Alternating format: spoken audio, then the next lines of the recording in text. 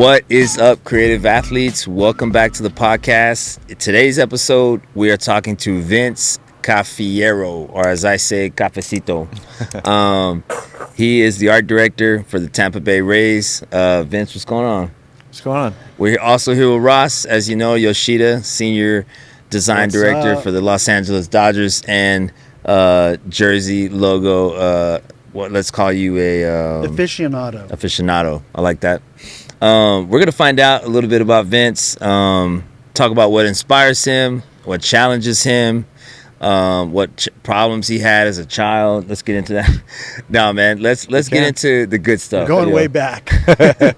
But you know, if you can't tell, this is we're live here at MLC Connect 2024 in Detroit, home of the Lions. It's been awesome. You know, if you haven't been out here, or if you're in Detroit, check out Lions Stadium. I mean, there's 3 stadium and arenas just around a couple blocks. We've been having an awesome time. You've been doing all right, like so far. Yeah, speakers have been awesome. I'm loving it. I mean, dude, it's kind of like I've gotten this asked a couple times, like, hey, who's been your favorite? I'm like, dude, it's just everyone's giving me a different part, right? How do you even pick? But you know what? And if you enjoy what we're doing here, and if you're getting value out of this, you just got to get here. You guys are always like coming through. I feel like you guys have changed so much. We're gonna get into that too, as far as like getting inspiration and inspiring us, just to push the bar. Do things like way out of the norm. And we're gonna dive into that. But I just if you're not here, get here. If you need to find rationale or make a business case, reach out to us or just ask someone that's here. And basically, having that value and letting your organization know this is the group I need to be in. Pro sports, creative athletes are just we're basically cut from the same cloth. It's like a tribe.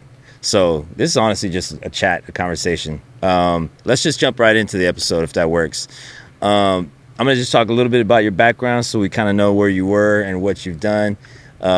Dude, you're a tenured creative, man. Yeah. I could see it in your demeanor. Nothing can faze you. Tampa Bay Rays, started there in about 2014. You're art director now, senior graphic designer. You've just done multiple roles there. Savannah Sand-Nats, am I saying that right? Oh, yeah. Who are now Savannah Bananas. Yeah, Bananas are out there now. Which, I mean, I'd love to hear, just we were already talking just some of the crazy stories, working with that particular brand and coming up into the Rays system, if you will. He was the director of communication and graphics manager there. I'm sure you wore many hats. Oh, yeah. But also had stops. Probably the PA announcer, too. Oh, yeah. I mean, honestly, I'll go through. It's a long list. Doing a lot of things not very well, but a lot of things for sure. That's awesome. Also the Dunedin Blue Jays, get that right? Coordinator, community relations, game day operations. Honestly, it sounds like you've freaking done everything except baseball ops and general manager. Yeah, that's next. Yeah. So you got your start with the Rays as an intern, but let's just get into your background, man. If you don't mind giving us like just a short version of where you're from originally, maybe where you went to school, maybe what was what led you to this role, and then we'll get into some of the tactical stuff. For sure, yeah. And next time I would hopefully have a cafecito ready to go. Oh my God, it's about coffee time right now, actually. Dude, my wife's Cuban, and when her family comes over and they drink these little Cuban coffees, oh my God, dude, you can't even get them at Starbucks. Yeah, it's like rocket fuel. I've been getting into Vietnamese coffee lately. Oh no, that's the other one. That's next Very level strong. right there. And it's rocket fuel. I love it. That is legit rocket fuel. But it's like sweet, but it still tastes like coffee somehow. Yeah. I don't know why it's like that. That's my secret when I drive to Vegas. It's like a 4-hour drive. One Vietnamese coffee, I'm good to go the whole way. Dang. And it doesn't matter if it's like cold, hot, or it cools down. It's just yeah. Iced, that's my way to go. But I appreciate that, man. Yeah. But yeah, as far as my start and like where I'm from, I'm kind of born and raised not far from our stadium. The town I grew up in is called Dunedin, which that's how you say it. Which is everyone says Dunedin. So tried it. But yeah, how do you say it? Dunedin. I knew that, by the way. It's a small, suburban town, but, I mean, it's kind of a baseball town because the Dunedin Blue Jays have spring training there. Okay. So that's where I grew up, so not far from where the Tampa Bay Rays play. So I'm born and raised, so, That's so cool. Yeah, Hometown when I was able to... yeah, when I came back, it was like coming home was really cool. But yeah, as far as like getting my start and everything, like, you know, you joked about going back to your childhood, but that's kind of where it started for me. I think a good story, it's kind of funny, is I was super into basketball. That was my sport. Like, that's what I love to do. I can see that. Yeah, we were balling here at MLC, you know, just last night. Tearing up the Pistons practice facility. That was fun, man. I think we found a sweet spot for the community. Yeah, exactly. But yeah, so I love basketball, and, you know, I couldn't wait to try out for my 6th grade basketball team.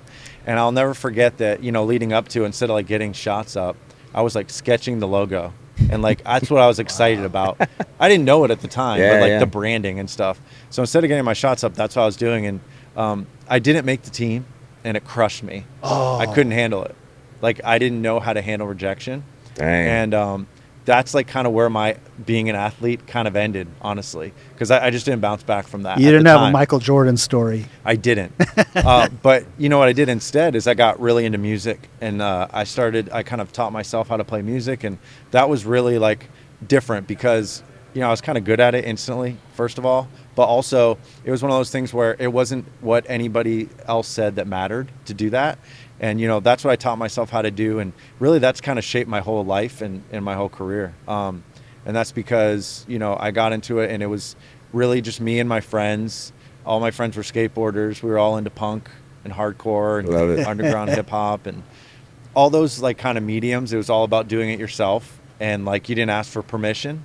So that's art too. Like, you know, I didn't go to art school, and, you know, I'm self-taught for everything. And love it. That's crazy. And that's where it started, is because, you know, music was so important to me. I taught myself how to play the drums, taught myself how to play guitar, but also taught myself how to record music, book a show. Wow. But one of the things you have to have is a logo, flyers, a website. And that's where I got my start. You know, Photoshop 3 or 4 or something. I don't even know what it was. It was cracked. Sorry, Adobe, but at the time, you know, I was just a kid. They're just talking next. It's okay, no problem.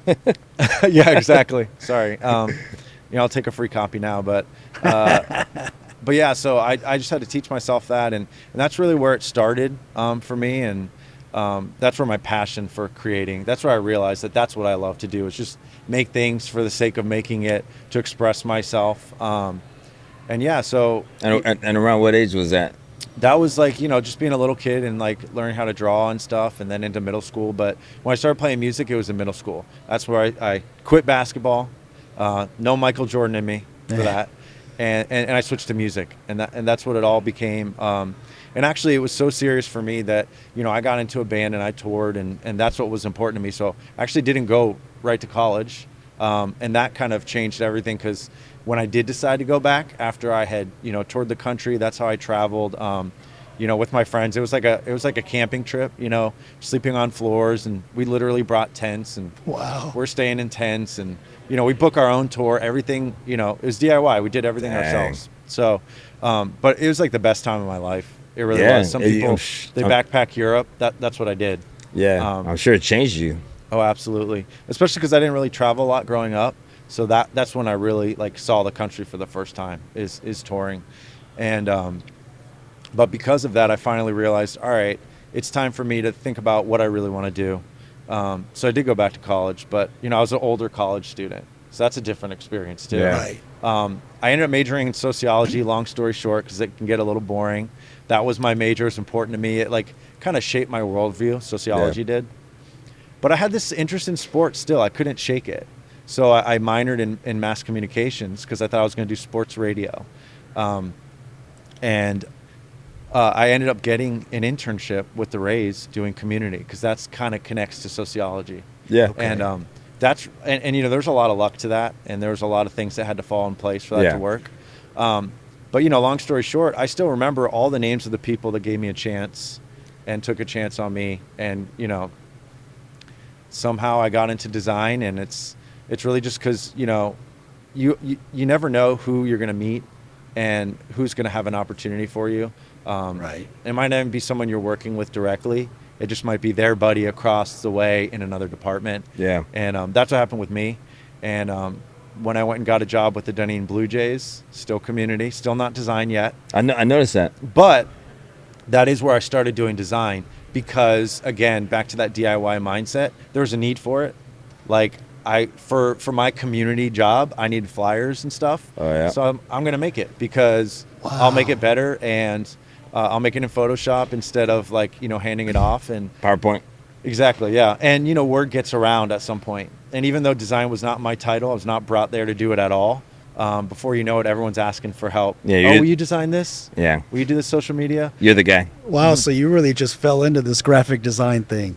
I mean, I really did, but I like to do it, and it's funny, I didn't realize it at the time, but I even got to help design a uniform. Like, we did a throwback uniform, so here I am working on that. It was like a faux back thing. Wow. But Yeah. to do that, I guess, in your early 20s, that must have been like a really cool experience. Oh yeah, and it's again one of those things that we didn't think could happen, but we pitched it, and they liked the look of it, and budgets are small in the minor leagues, so Yeah. it was a long shot, but we did it, and that's what parlayed me into my first real design job, and that's in Savannah with the Sand Gnats, minor league affiliate of the So Mets. you had to move away from home.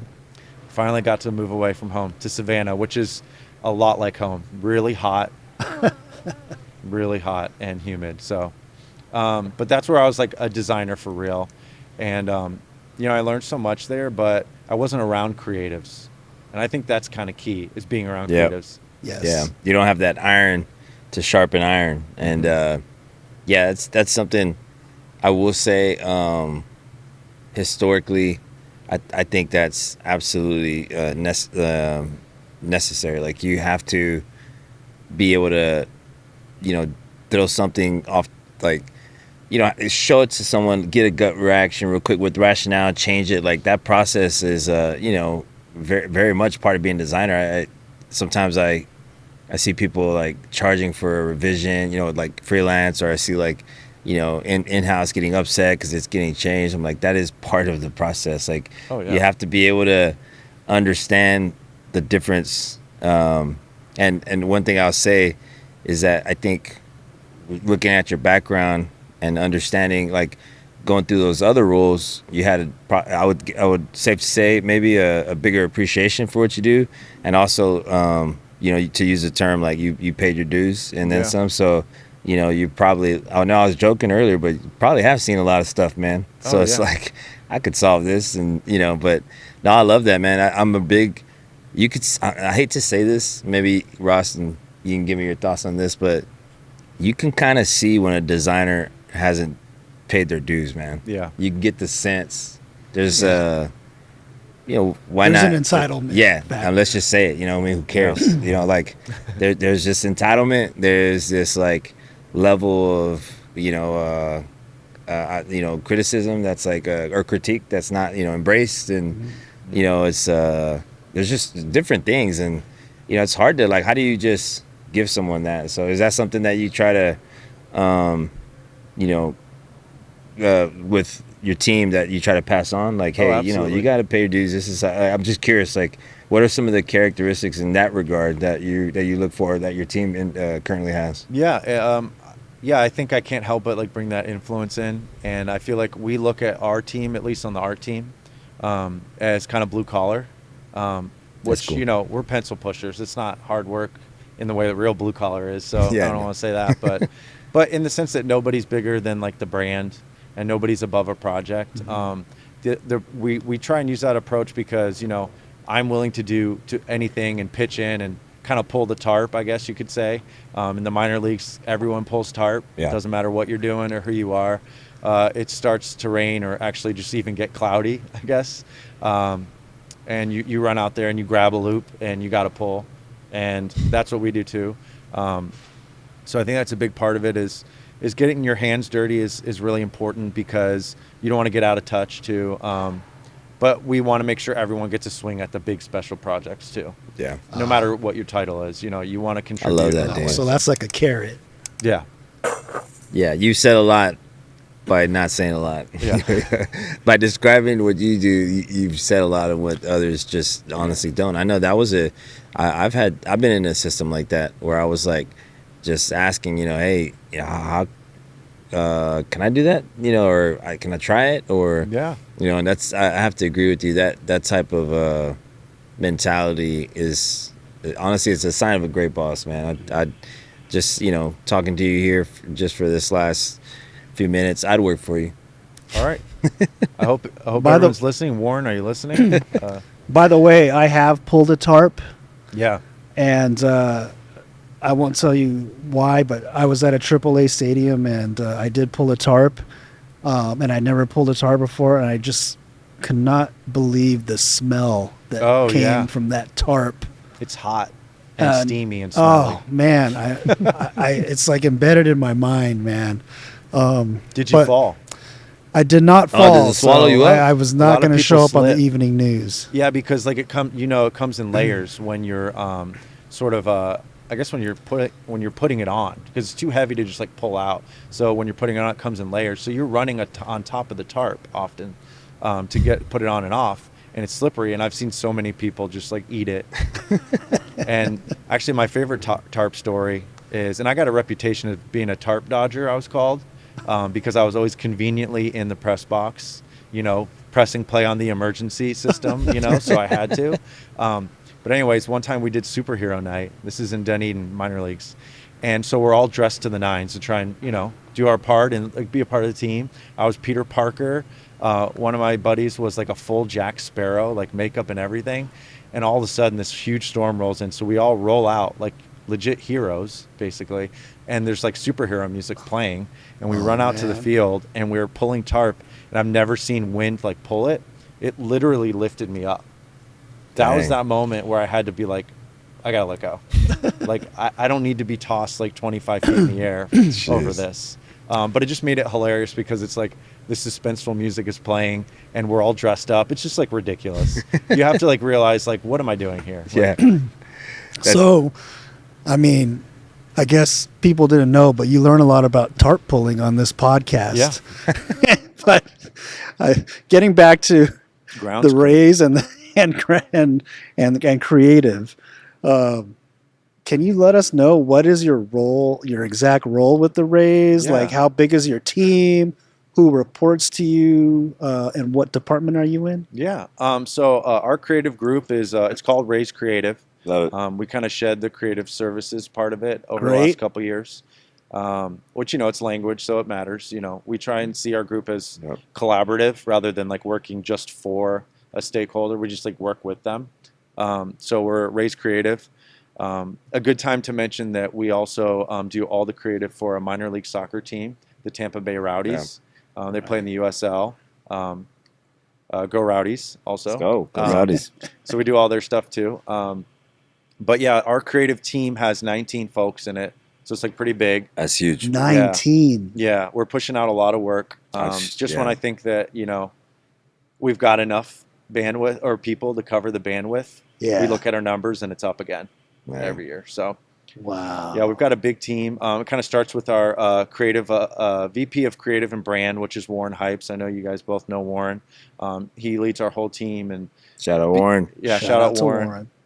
And because of that, he's got a voice in that room with all the leadership folks, and that helps give us a lot of trust. It's kind of come a long way. It's been a work in progress, but that really helps us. But anyways, kind of past that, we have a video production manager along with 4 video production folks. We've got 2 full-time photographers, 2 full-time animators that are doing the bulk of our in-game show, as well as any other animated needs for marketing and for broadcast. But then when it comes over, we also have 2 project managers, which is really key. 2? We have 2 because all that stuff that we're doing with video, there's so many video requests. There's the Rowdies, the Rays, there's so many art projects that we're just trafficking so much that we really needed to, is what we found. That's something. Man. Which I don't know how common that really is. It's not, man. It's very uncommon. I would say, yeah.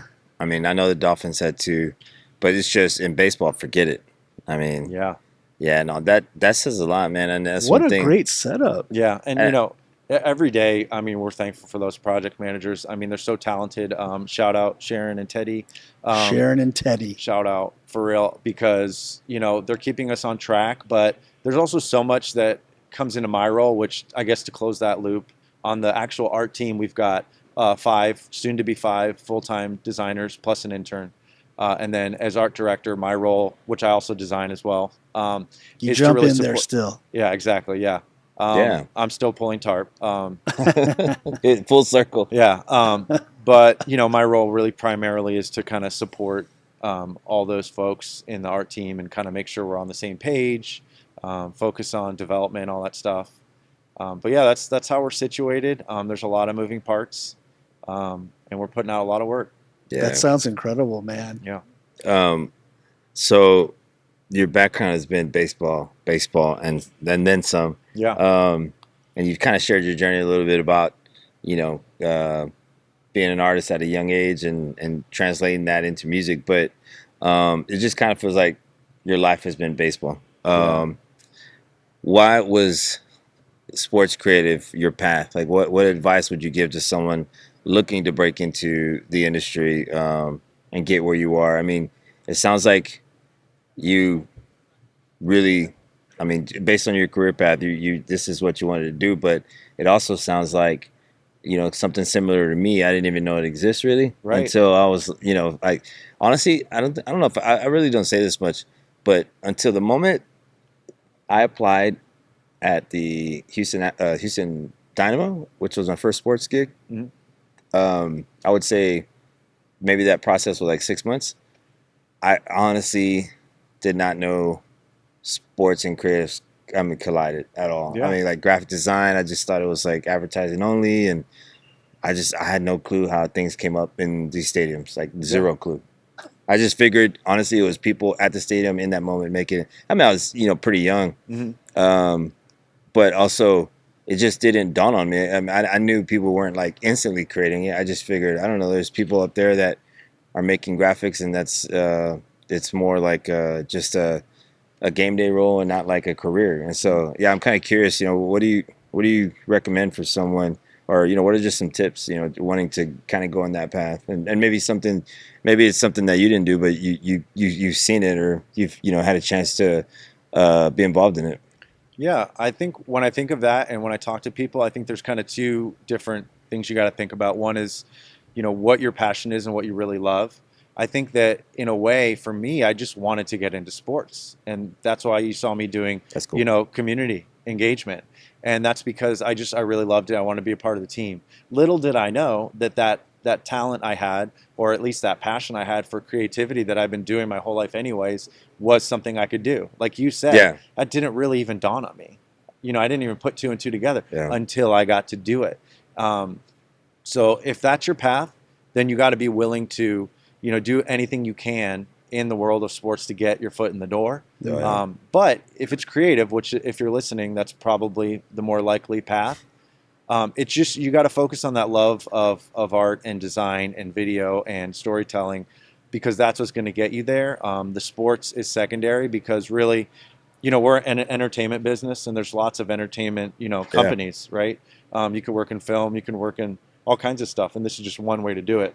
So I think that's really it. I mean, the tips are to network and get to know people, and think about the way you're networking. I know I get lots of DMs asking for either tips or for some time, and I do try to answer all of them always, because I still can remember being in that position. Sometimes I feel like I am still. So it's like, I never want to ignore people, so I always give them time. But when you think about networking and interactions, you don't want to think of it as transactional, as you're trying to get something from someone, because people, they sense that, and they're just put off by it. So instead, try and find people where you love their work, or you identify with them, or you share a common interest, and then shoot your shot, send a DM, send whatever, and see if they're willing to just kind of meet you and be like, hey, what's up? Big fan of your work, and that's it. Here I am, kind of thing. Instead of trying to like get something out of them, because they might not have anything for you right then, but they might know someone who does. Or a year from now, maybe they do, and it all kind of comes together sometimes like that. Man, that's great advice. Yeah. Nice to know your DMs are full of these people, trying to get a piece of Vince, man. Yeah. But I understand why, because your work is top notch. Thanks. I come from the baseball world too. Chris was in the baseball world for a long time. Yeah. And baseball is a long season, Yeah. 162 games minimum. I mean, you're not even counting postseason, spring training. Jeez. Um, you have a 19-person team. Like, how do you handle all these requests coming in? Are you a part of that? You had mentioned you have 2 project managers that kind of deal with that, or how do you distribute all these jobs? Yeah, it's a good question. Something I'm still learning too. I've been in this role, Yeah. art director. This is my second year, second season, so I'm still really kind of new to that part of it, and it's a big challenge. But what we're trying to do is when that process just gets so refined and so good, we're getting more lead time, and that just helps us kind of divide and conquer. It helps us make sure we're getting stuff playing to people's strengths, and getting people the opportunity to work on those special projects. But then there's a lot of production stuff too that we really got to take care of. So I think it really it's all on the front end. It's all in getting trust too, because then it's more like, you've got stakeholders that are sort of just handing it off, and they're like, here's what we need, here's the copy, kind of. Let's work together. Here's all the due dates. And if you have fantastic project management software like Reich, or we use Litho, which is really great too. And then the project managers are really the ones that are on the front lines, really getting that information in a good place for us, so that we can really just have this huge amount of work for a long season, like you said. And you could concentrate on the creative. You have Yeah. these great project managers. Exactly. I always like to use the term like mature. Like for me, and no offense to so many organizations don't have one at all. I think it's a maturity moment for the department. It's like, hey, this is high enough to get our attention. There's a lot of requests going through here.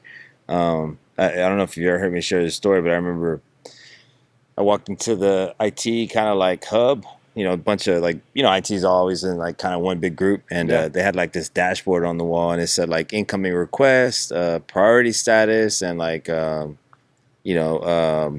basically those 2 things. And I just thought it was amazing. I'm like, are these all y'all requests that you have pending? He's like, yeah, we're doing these. We haven't gotten to these. And he goes, we built this internally. Like we made this. So I was like, could you make that for creative? Just change out the terms. Yeah. It's like, yeah, y'all could. We have this already coded, and it was so cool because they were able to not only obviously put things in priority, but communicate it. Mm-hmm. So when I walked in and I needed this favor, I looked at the board and it was just like bam, bam, bam, bam, bam, bam, bam. And I'm like, oh, my ask and my attitude changed. I was like, I'm good. I'm good, guys. I'll come back. And I'll never forget, man. You guys can't see it, but we have huge TVs on these like mobile units. I had one put in our creative team, like kind of like I would say like a collaborative space. Yeah. And it got to the point where they made me take it down because you could tell I was like, get past this TV and then you can come talk to us. Like I like that. like it was the same that IT, because it was legitimate. IT goes, they're like, yeah, they'll listen, right? They're like, oh yeah, no, yeah, we could do. Oh yeah, okay, I get what your problem you're having. Just submit a job ticket and we'll get right immediately back to you. I was like, okay, but you just said, yeah, just submit it and then I'll get the approval from so and so and we'll get it going. I was like, oh, that's easy enough. But you get into the ticket and it's like, minimum turnaround was 2 days. Oh yeah. So when we instituted that, I mean, dude, there was so much pushback, like a lot of pushback. It was like, whoa, y'all can't do stuff in 24 hours. I'm like, can you? Oh yeah. If I just came to you and said, hey, we have a presentation tomorrow, can you just build the presentation and have it ready? No, you do it in a week.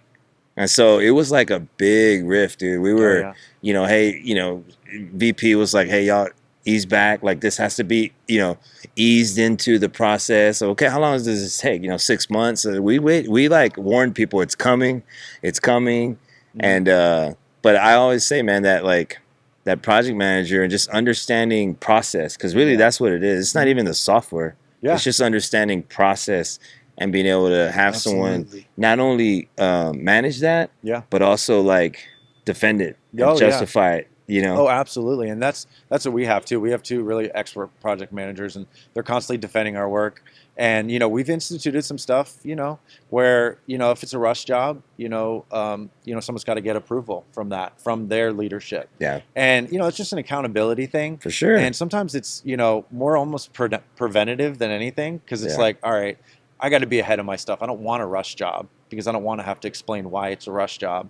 And we do rush jobs all the time Yeah, of because course. it happens. It's sports. It's going to happen. But at least we can track it and we know why. Yeah. And we can try and fix it. I don't think there's anything to hang your hat on that. I think that if you're having to do a rush job, it could be some kind of inefficiency. So it's like, let's fix it next time. Fine, we'll do it, but let's get it together. We even have some rules where you can't actually request on every day of the week. Because you think about a business week and it's like, Do tell. I feel like it's like if you put something on a Friday, and it's right before the end of the week, I mean, how are we going to do it? Obviously there's game functions that are different. Yeah. But if it isn't tied to that game coverage, then why is it, then you can't expect it to be due, on a Monday if it's on a Friday. And also the other part of it is at the beginning of the week is an important planning time. So you come in on those business hours on Monday, You're behind the eight you ball. need to talk about it. And so if you're putting in requests like that are due on a Monday, it's kind of messing that up. So there's different rules and stuff like that, just to keep everybody on track. And I'm going to need a list of these rules, man. I'm getting some ideas in my head. The 10 creative commandments. yeah, You know what's funny is I kid you not, I had an intern make me 10 creative commandments one time. Like she literally got stones and wrote them out because we had them. It wasn't literally this, but it was pretty close. It was like do's and don'ts, know. But and that's the thing, man, as an art director, I feel like we talked about this earlier today. Roles are different, right? Titles are different depending on the definition of them. But sure. What do you find yourself doing a lot of? Is it mentoring and creating the vision for this, or is it? I mean, everyone's always hands on, but just if you can just kind of describe your role a little bit, I think that would be really cool to hear. Yeah, I think that it is focused on development and focus on the craft of our looks and our campaigns. Spend a lot of time planning those. Meaning not that I'm necessarily even designing it myself, but I'm thinking about those timelines and how are we going to tackle it, who's going to work on the concepts, stuff like that. Luckily, I don't spend a whole ton of time in meetings, and I think that's, again, coming back to project management. They're able to come in and be a proxy for that, especially when it's more about timelines and process anyways. And then they bring me in when it comes time to actually talk the visuals, talk about the design. And that way I can be kind of, that spokesperson for the design team. Because I'm still designing and, I know what it takes to attack a project and complete it and make it the best it can be. So that's a lot of what my time is spent doing. Trying to keep the designers challenged and motivated, trying to kind of be curious and find different ways and exciting ways to kind of engage with them. Well, here's the thing that I appreciate you sharing that. And honestly, that's a pretty straightforward description. And I know, I would think some could say, that's that, what else? But honestly, I'm like, I swear, I'm like a creative preacher because when I see a group of 19 people, I see like, probably 15 of those need maintenance. They need cultivation.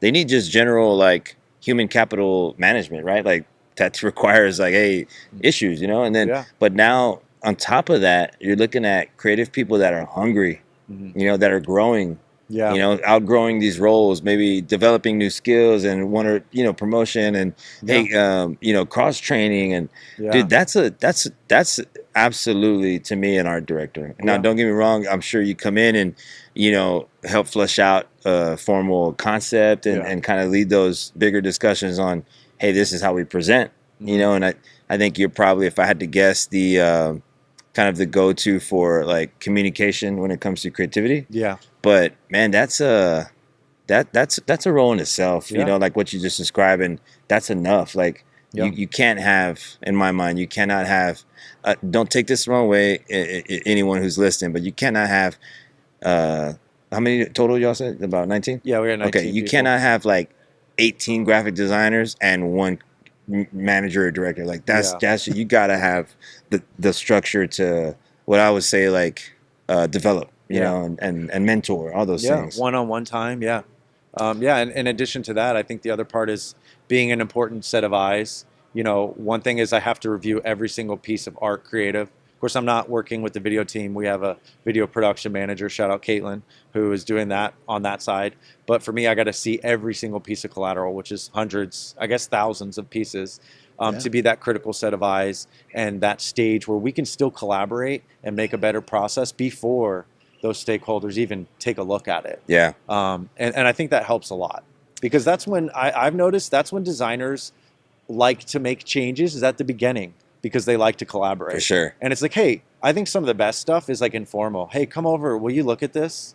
And that's when it's like, oh, I didn't think of it that way, or no, I hadn't tried that. And that's when, you know, you feel that joy of collaboration. It's early on. What they don't like is at the tail end. Hey, can you change this color? Can you change this copy? And now it, you know, knocks around the whole design. We don't like that. We hate that. That's true. You That's know, true. we need to talk about the jersey. Yeah, man. Let's talk Rays City Connect. Yeah. And then So- after this we'll get into some hot seats. So Okay. but we Okay.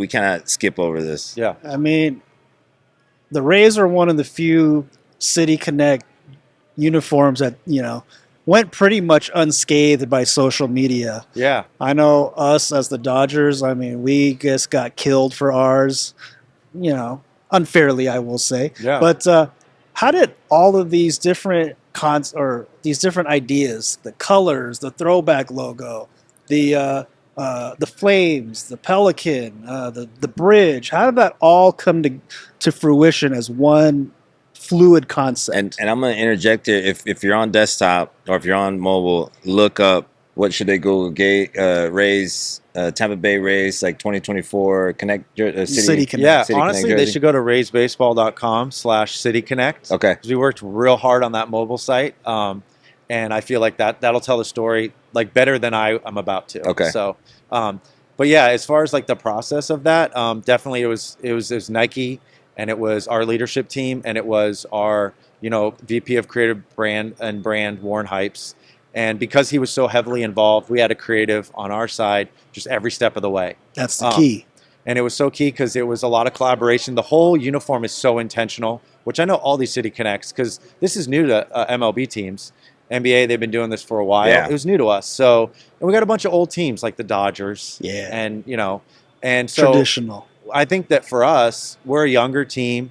We've got a different vibe. Our Devil Rays gradient actually kind of really paved a way for our fans to be on board with something different. And if you look at the colors, that's what it is. It's just like a reinterpretation of those gradients. Yeah. But yeah, that's how it happened. And, it was really fortunate that it did. I mean, some of the components that are cool, Tampa Bay is across the chest, and that was for the first time in like many years. So the fans we knew would really eat that up to have the city across the chest instead of just Rays. Repping the region. Yeah, and that was huge for us because it is City Connect, And then, of course, the Flames, it's hot there. It's a vibrant city, St. Pete. If you ever go there, it's just filled to the brim with murals and colorful stuff like that. Yeah. That's so cool. Doing a kind of a blacker, darker jersey was really important too. And, it's like a 4-year process. And I think what a lot of 4 years. Yeah, I feel like it started right around COVID is Holy when cow. they're reaching out and they're starting to kind of brand that stuff. And but by the time it got to me, we had some concepts to review, and one of them was very skate heavy. And there's this really awesome story to tell in the Tampa Bay area about skate culture and the Right. Tampa Pro-Am and all that kind of stuff. And people don't know it. They don't know that history, but it's there and it's rich. And skaters know it's in Tony Hawk. Like they know that like the Bro Bowl is one of the historic spots, and that's in there. And so we thought, why not tell that story? We're the Rays. We can do something different. And, Warren was able to pitch that to our leadership to get it approved. And now we've got this skateboarding Ray God, that people are loving. Incredible, dude. man. So Yeah. cool. And I'll say like, for me, one of the organic signs of like, I mean, I'll just be honest, man. Some of these teams will do PR tours to make sure that their launches are done right, which is basically kind of paid marketing. But y'all's just like you said, man, like was like across the board, Loved it. It's almost like, hey, if no one's, I don't want to say bashing, but criticizing it that heavily, you're like, we've done something right, and Yeah. so they've embraced it. Y'all nailed it. Y'all Yeah. really nailed your demographic. Thank you. Yeah, we had to be authentic with skate culture. I mean, they sniff that out. Skaters sniff that Oh, out. heck yeah. And also like the underground and punk and hardcore, and they sniff it out. So we had to be real, and we tried our best to do it, and I feel like we did it. One thing that I want to touch on is how we really wanted to have a good mobile website. That was so huge for us. A lot of the teams we noticed just kind of ported it over from their desktop. Yeah. And that's fine. But our team, me and one of our project managers, we decided, well, what if we're the first team to like be mobile first and make that the real story we tell? We think that's how people are consuming it. So yeah, go check that out. It'll tell the whole story for that. 100%, dude. Let's get into some hot seat questions, and we'll get you out of here, man. Yeah, We're recording live at MLC Connect 2024, and the room's starting to fill. You can feel the energy come to life if you don't hear these folks in the background. So let's get right into it. Yeah. All right. Besides the team you work for, what is your favorite team besides the team you work for? So, who do you root for? I get burnout sometimes on sports, but honestly, over the last, 6 years, I got a little into Premier League. I had a good buddy who's a diehard Newcastle fan. Oh, nice. Diehard. Families from there, they have a really rich history, awesome 90s team, Alan Shearer. So I started kind of following them. So kind of Newcastle. If I tune out of, the Rays and baseball, that's kind of what I check out. So Love it, dude. Big Premier League fan. Yeah. Your desk or your office, is it organized or messy? It's organized, but not because I'm disciplined. It's because it would stress me out if there's stuff everywhere. So yeah, there's no chance. I have to be organized. All right, let's go straight into uniform. What team? Obviously, we were talking uniforms. Aside from y'all's, are you a big fan of any sport? And I'm not just saying this because I'm staring at it right now, or that we're in Detroit, but Tigers branding and that Detroit D. Yeah, I mean, Classic, right? It is so The classic. old English D. I mean, when they made it, it was old. Right. So how crazy is that it's endured? Shout out Detroit. Yeah, and you know what? I've never really told anybody this, but growing up, I wore a D hat for probably from 5 to 15 because my middle name's David and I freaking loved it. And I could draw that old English D. I could do the whole alphabet because of that D. I learned D and then I learned the whole name. Yeah. All right. The loaded question. Yeah. What sports design, gimmick, or trope needs to go away? All right. So for me, it's the on the nose mascot thing. I feel like we can do that sometimes, but I see the cinematic. Oh, it's the tiger, so I guess it's going to be a tiger kind of stepping through the jungle, and everything's very literal. I think we're okay with that. Maybe we could do it a little less. I'm okay. I know exactly what you mean. I like dude. that answer. And I say that after I just said how cool our skateboarding Ray is. So maybe it's not fair for me to say. All right, we're gonna. All right, couple more here. Just go to typeface. What's one of your favorite typeface? You start a logo or you start a design? What's I just love a Gotham or a really good Sands, but I want to shout out boutique places like Kern Club. They do some awesome kind of handmade style fonts. Yeah. That's my favorite stuff to play with. So, okay, Rays are back in the World Series. It's game day, Game 7. What's your pregame meal? Pre-game meal. Oh man, it's got to be pizza and it's got to be cookies. There's chocolate chip cookies. Pizza and cookies, man. Can't go wrong with that. I mean, last night at our Connect event, I don't know how many cookies I took straight to the dome. straight up, man. Cookie Monster. I love it. All right, man. A couple more here, and then we'll wrap. Right. Another team or organization that you admire, just creatively. I love what the Royals are doing right now. Kansas City Royals, creative. I feel like they build their team up, and the stuff I keep seeing coming out of there is really sharp, really good. Like that a lot. Shout out Royals, man. Shout out Royals. They do some good work. Last one. Name a creative or creatives that has inspired you. Probably got to shout out Warren. I feel like we've already shouted him out way too much.